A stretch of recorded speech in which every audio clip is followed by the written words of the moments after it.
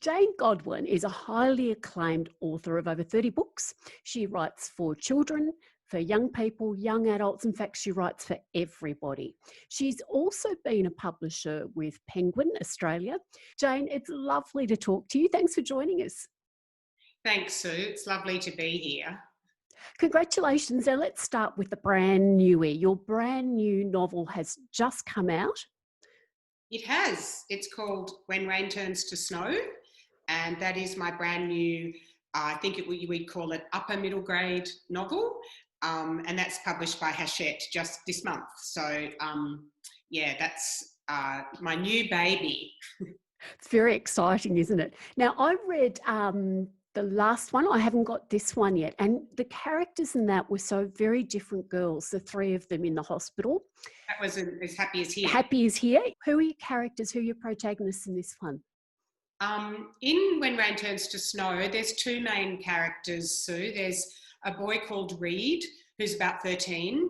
And at the beginning of the story, Reed gets some news that is a real shock to him.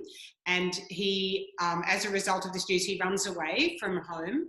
And for various complex reasons that I won't tell you in case you want to read the story, Reed has a baby with him. He's looking after a little baby. And he lives in Ballarat, and he makes his way to Melbourne. And it's cold. It's the middle of winter. The story's set in the middle of winter. And so he's very cold. He's really got nothing with him, and he doesn't know how to look after a baby. He's never looked after a baby before.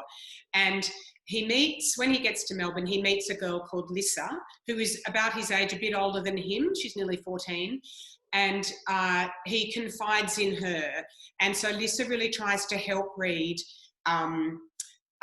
look for the people, find the people that he's looking for that he thinks can assist him. And so it's sort of a bit of an adventure story between those two. And Lissa also has an older brother, Harry, who's got some problems of his own. And Lissa also is in a difficult sort of situation with her friendship group at school. So she's having to deal with a lot, poor Lissa.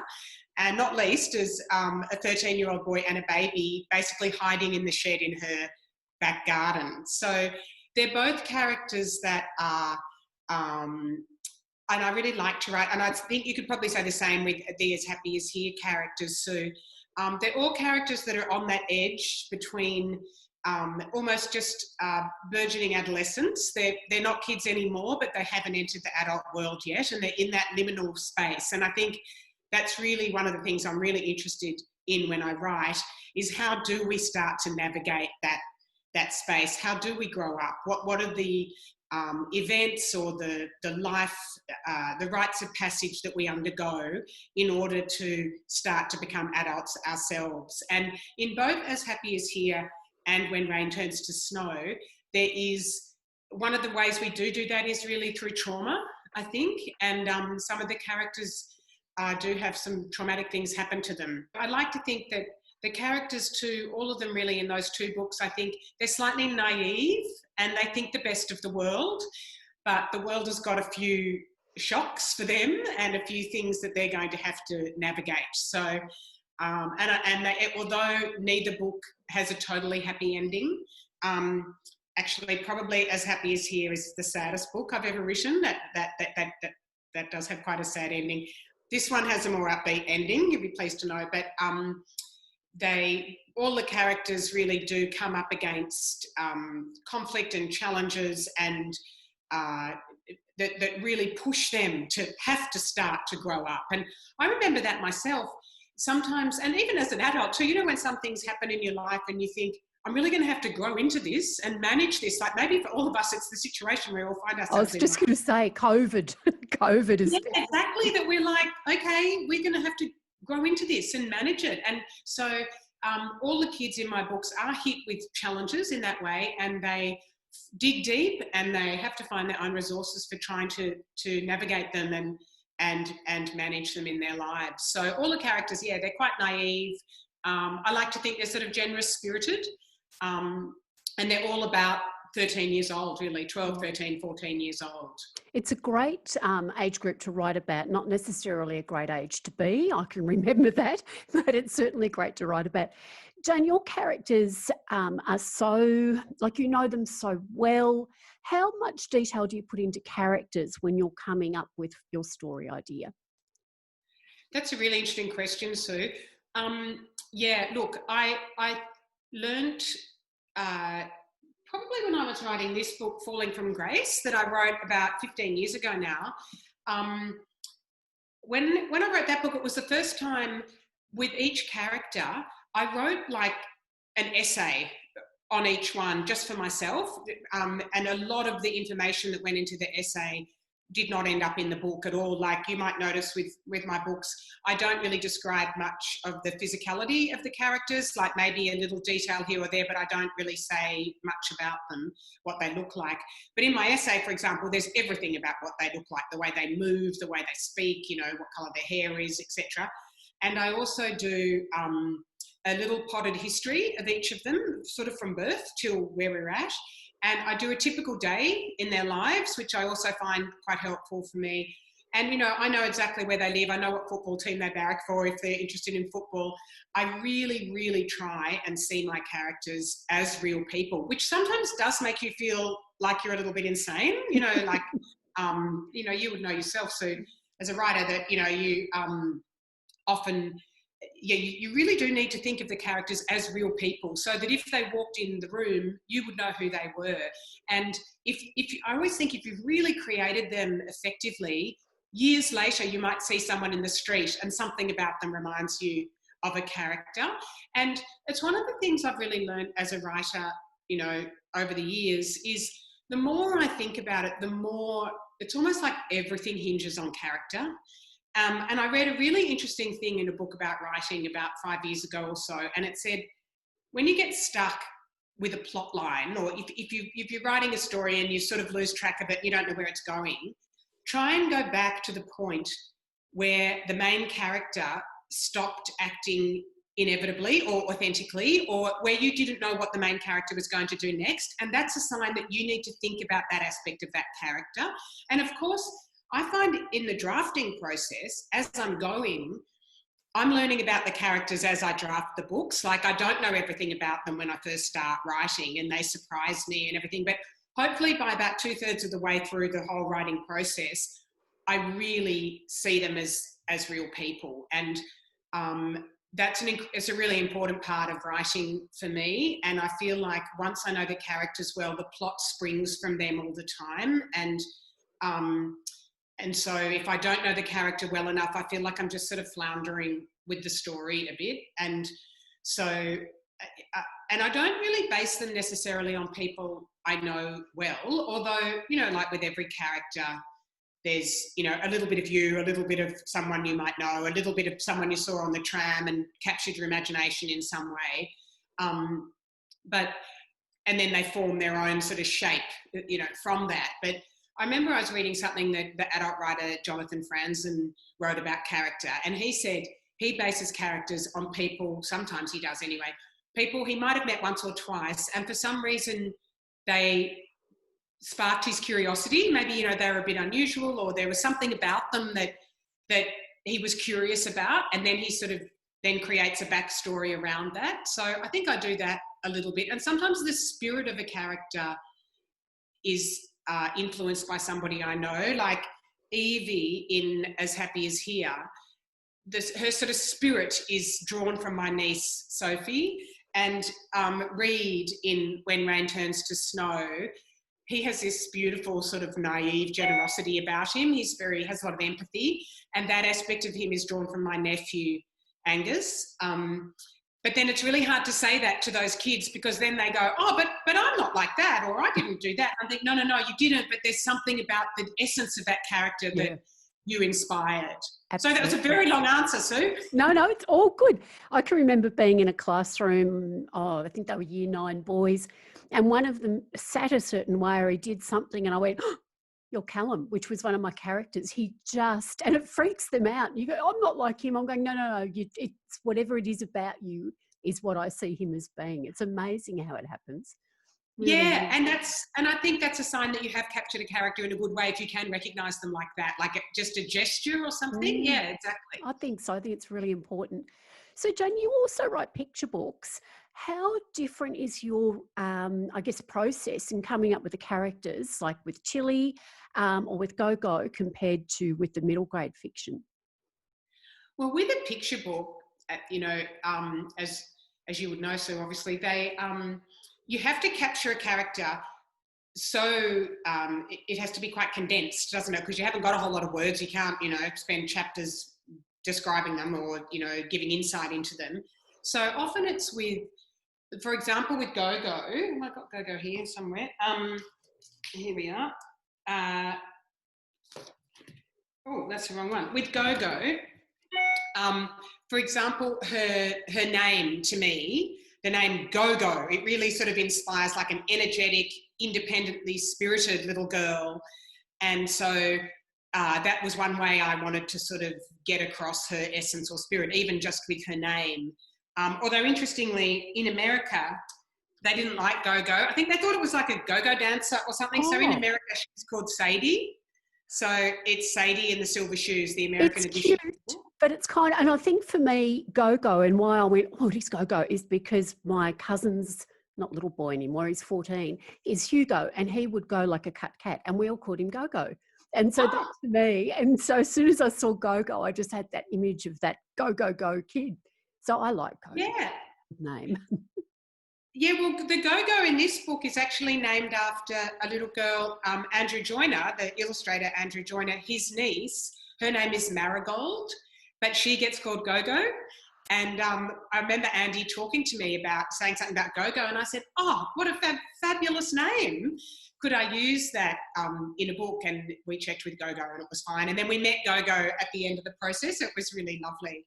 She's a lovely girl. But yeah, so sometimes with a picture book, it is more trying to capture the essence, and obviously too you have the illustrator who can help capture the look of the character. But again, I think I use the same kind of process, Sue. You know, I still really try and see them as you know, whole people, even if the picture book aspect of it is a tiny snippet of who they are. And I remember with this book, Little Cat and the Big Red Bus, that was my first book that I made with Anna Walker. And Anna did a very clever thing in the end papers. I don't know if you can see, but it's just got all little aspects of Little Cat, who's actually a little girl, not a cat, of her life. And so she says, I made a cake with my big sister. You know, this is our hen. There's a goat in the paddock. So I thought that was such a clever way of building the world. But yeah, so I really do still try and see the character as a whole person. And with Tilly, I rewrote the ending of Tilly about, oh my God, about, I reckon 50 times because I wanted the ending to be sort of satisfying for the child reader. And I had endings that, this is a book about a little girl who loses something. And of course you think she's going to find it in the end. And I wrote so many variations of her finding what she'd lost. And in the end, I thought with that little character, she's not going to find it. And that felt like the right ending for Tilly, even though, and I had to really understand who that character was before I felt I could write an authentic ending for that story, even if it was maybe a bit of a sadder ending for some of the little kids who might read the book. So yeah, it's really a similar process, Yeah. Sue. I think if you don't know the character, if you just know them as a cardboard cutout that you've sort of put there to service a plot or a storyline, it's never going to resonate as strongly. No, and I think the success of your picture books and your middle grade a testament to your characters, because you know every time you think of one, you think of Little Cat, or you think of Go-Go, and you go, "Oh, sweetheart." You've done, oh God, is it 5 or 6 with Anna Walker now? It's a We are lot. now working on our 8th book. I'm behind. Billy was our 7th, and we're now working on a book called Don't Forget, which is coming out early next year. So yeah, Little Cat was our first, and Tilly was our 7th one, and now we're working on our 8th one. So I feel so lucky and so privileged and so grateful that I get to work with Anna in that way, and we're like a team now, and we're good friends, and so it's a lovely the process has really developed as we've gone on with each book, because we didn't know each other before we did Little Cat. We just had met each other. But over the books, you know, we're now really good friends, and I really value her friendship, and I value her creative input in our collaborative sort of work together as well. Do you two, now that, you know, you are friends and you've worked together on so many, do you two get together and go, this is what I'm thinking of? Or do you still draft first, or perhaps even Anna come up with something first and then you come together? How do you do I it? still draft first. I still give her a draft of the story. And yeah, that's the way we've always done it, Sue. Yeah. And look, sometimes I I'll write a story and I think this one's not for Anna. And sometimes I'll write one and I think I want this to be for Anna, but I know she's working on something of her own at the moment, so this isn't for Anna. And occasionally, you know, I'll send the manuscript to a publisher without Anna attached, and they say, oh, let's ask Anna. And I'm like, she's going to say no. Like, she's not going to want to do this one. And that has happened sometimes. Yeah. So, but I sort of know, like with the latest one, Don't Forget, I was searching around for something that I really wanted to do with Anna, and I had a couple of other texts, and I was thinking, I don't think they're quite for her. But when I wrote that one, I sort of knew immediately, oh, this is one for Anna. And then as soon as she read it, she got back to me and said, I really want to do this one. So, but no, with all of them, I've written the story first, and then it might have changed a bit. You know, she's really great at giving feedback on the work, but I write it first and then show it to her. And also her books that she does with Penguin, like she's got a beautiful new book coming out next month called Jimmy, which is really lovely, a solo work of hers. And Mr. Huff and Ottie and Walter, all of those I work as the publisher on. So I still feel like they're not my books, obviously, because Anna's written them herself, but I feel very involved with those books as well, like almost like in a different way. Like I feel like I'm the mother of those books or something. So I would still say they're your books, but just in a different way. Because being the publisher, and we'll talk about publishing in a minute, you're very much part of the book. You know, you are part of the team that creates it. Before we get on to publishing, working with Alison Lester. Now, I think the book that came out about 2 years ago when I was working in the bookshop for the Royal Children's Hospital is the most beautiful collaboration with children's work that I've ever seen, The Silver Sea. How have you enjoyed working with Alison? Oh, I love working with Alison, Sue. And just on your comment there, Alison is one of the few adults I know who can take children's artwork and, you know, put it together and, you know, not manipulate it, but just sort of put a background in or cut it out and put it this way or that way. And it was the same with her book, Sophie Scott Goes South, the one about Antarctica that she did, because that also features kids' artwork, doesn't it? And she's just the best at doing that. Like I've seen other times when an adult has tried to put together kids' artwork and blend it using their artwork, and it just always looks a bit wrong, I reckon. But well, Alison, like, again, I feel so lucky to work with Alison as well. And we have so many different relationships now, because when she was at when I was at Penguin, I was her publisher. And her books with Affirm Press, I'm still working, like I work as like a consultant publisher on. And we're really good friends, and we travel to Aboriginal communities together and work with kids there. And like we did this book with the kids from Rawa, which was Monster Party. We did that one with them. And we both volunteer at the Children's Hospital together.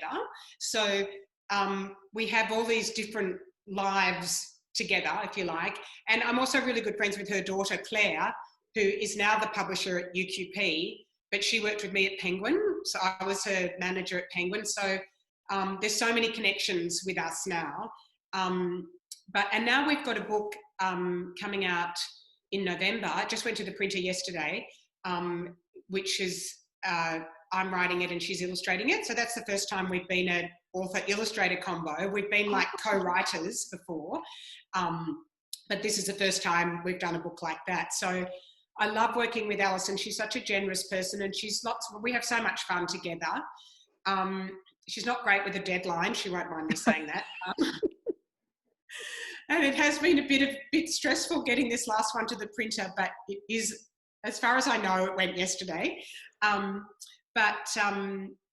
and I feel like we've always got a new adventure, you know, on the on the boil, and she's very generous with her time, and she's lots of fun. And for someone who's so revered and so she's so down to earth. So understated. If you just met her without knowing who she was, you'd have no idea. That's right. Remarkable. Yeah, although we have this funny joke, so because wherever we are in Australia, like I haven't travelled overseas with her, but like we'll be in some really remote little town somewhere on our way to an Aboriginal community or something, and we'll go into the service station and someone will say, oh, my name's whatever, and she'll say, oh, do you know the so-and-sos? Or, or they'll say, I come from some really small town in Western Australia or something, and she'll say, oh yeah, my dad bought some cattle from over there one time. Do you know this person or whatever? And I always say, you know everybody in Australia. You know everybody.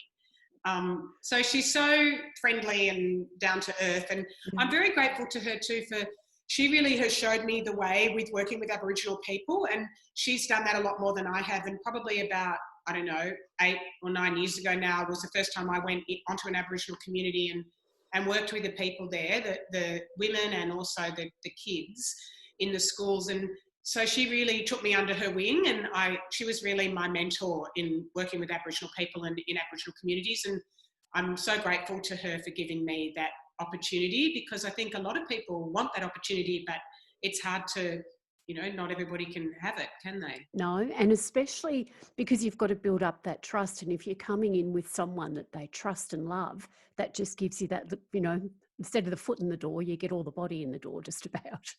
Yeah, like you would have experience too, I'm sure, Sue. Yeah. Now, with publishing, you're a publisher for many years. How has publishing influenced the way you write?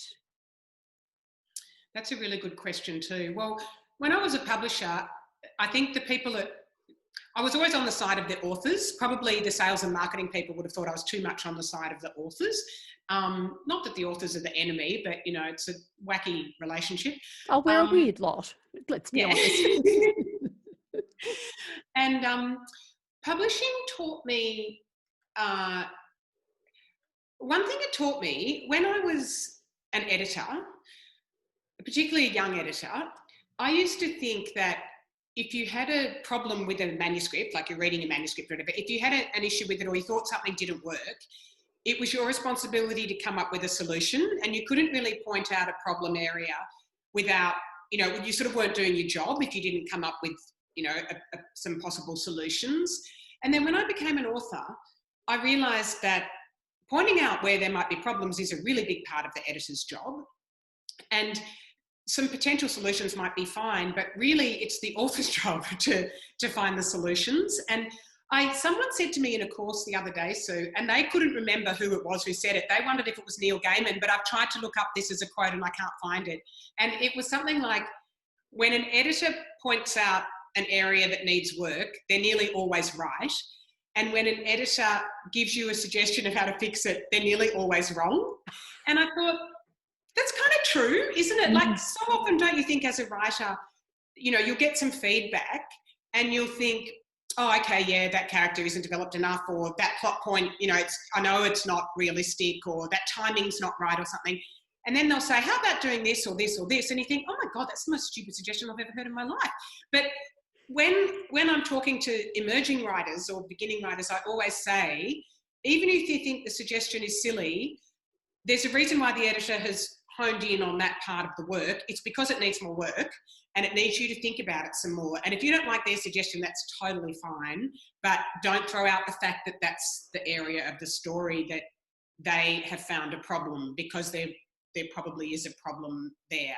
So, and I suppose the other thing that it taught me was how important it is, once I became a writer, how important it is for the editor and the publisher to be as honest as you possibly can be with the author. And even if it's a bit painful to have a conversation that you have to be very delicate with, and you have to really think about the way you're going to approach this discussion with an author, really don't just take the easy way out and say, look, it's fine or whatever. Like, go there, and it might be a difficult conversation, and it might be, and you might do it perfectly, but I found so often as a publisher, I was always saying, I'm just going to be completely honest with you now, because as a writer, I really appreciate it if someone is honest with me and doesn't just sort of, I don't know, wipe, not think about it deeply. Because I would much rather that my publisher or editor picked up stuff than it came up in a review or a reader picked it up. If they go to me, oh, that didn't make sense, I want to hear that from the editor. I don't want to hear it once it's out there. Now, you sound like I haven't had the pleasure of being edited by you, but you sound very gentle and very caring. Let's just test how gentle and caring you are. You do actually work with your husband as well. Are you as gentle and caring with him when you edit with Michael? Maybe not. Well, to tell you the truth, Sue, I don't really edit Michael's books. In fact, we read each other's work if the other person wants us to. Most of the time we do end up somewhere along the process reading each other's work, whether it's, halfway through. I know with When Rain Turns to Snow and As Happy As Here, actually, I read both those stories out loud to Michael, probably about 2/3 of the way through, where I hadn't finished all the drafts, but when you read something out loud, even a novel, you can just sense, okay, I'm going on too long here, or, so I have read them both out loud to him, and he's really good with structure. And, I always think when you want feedback from someone, it's really good to know what kind of feedback you want. As my friend Davina Bell says, do you want a coach or do you want a cheerleader? And then I would add to that, or do you want a forensic investigator? What are you looking for? Are you looking for just big picture? This is good, keep going? Yeah, it's working. You're on it. Yeah. Or are you looking for a little bit more detail, like those 3 chapters, not enough happens sort of thing? Or are you looking for that really forensic, looking at the language and stuff? And so Michael's great with structure. He's naturally much better with structure, I think, because he's written stuff for the screen than I am. And my strength is probably more character, I suppose, but sometimes, and we write, it's actually really interesting, Sue, because we write so differently. His writing is much more commercial than mine and everything. So I do have to take off my literary hat, and he probably has to take off his commercial hat when we read each other's work. But most of the time we're really, I would say, we're being more champions of each other.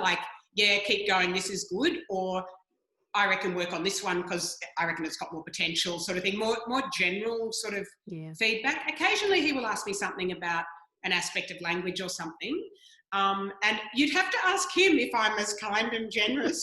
I'd like to think I am, Sue. I'm sure you are. I think I did, actually. I'm trying to think, what did I ask Michael? Because I interviewed him. What did he say? Oh, no, he was very nice. You'll have to watch it. He was very nice. And we do, and I'll have to mention with you too, because I did with Michael, the Smithies. How are they going? Your son's band? Yeah, they're going well. They had a #1 album, which was really exciting. Don't Waste Your Anger, which came out earlier this year and went to #1, which was such a thrill for them because they'd got to, I think, #3 was the highest they'd got before that. So that was really fabulous. It's a real struggle for them now, though, because obviously they can't tour, Sue. And, I think, and they fall into that category of people in the arts that aren't really getting any support in terms of financial support. So it's lucky they didn't buy a mansion or anything when they were earning money. So they're doing okay, but, it's just very uncertain when they're going to be able to tour again. And, and with musicians these days, they can, they release their album and that's fantastic, but, it's a bit like books. So if the song is played on Spotify, you literally get 1/4 cent or something. I probably got that wrong, but you virtually get nothing. The way bands earn money these days is through touring, and the record supports the tour. When we were young people, it was more the tour supported the album, but now the album supports the tour. And the Smithies are a real live band as well too. They that's how I describe them, having seen them twice. They are live, and the energy that comes off them is incredible, and you don't get that in a record. I mean, records are great, but you don't get that sense. That's right. So, and also, in 6 months' time, maybe they can play to 50 people or 100 people or whatever, and that's lovely, but they're not going to make any money that way. So, So they're lucky where their property is up near Dalesford, which is just now in lockdown. They're in the Moorabool Shire, but they have a studio. So Will has actually been doing some recording with the drummer because until today, regional Victoria wasn't in lockdown. So they both live in regional Victoria, so they could do some recording together. So they've been, mucking around in the studio, doing some recording and stuff. But we'll just see. They're keeping their spirits up, and Will's doing writing songs and things. But I think it's very tough for the arts industries. I mean, it's tough for publishing as well, isn't it? And for authors. But at least people can still read books in lockdown, and but they can't go and see a band. So yeah, my heart goes out to them. But I'm really proud of them because they seem to be keeping their chins up and just doing what we're all doing, I suppose, just managing. Day by day, isn't it? Jane, I could talk to you all day, but that would be really wrong because you've got other things to do. Thank you so much for making the time to chat to me. I've really enjoyed it. Thank you, Sue. It's been lovely to chat as well. And thanks for having me on your program. Absolute pleasure. Thank you.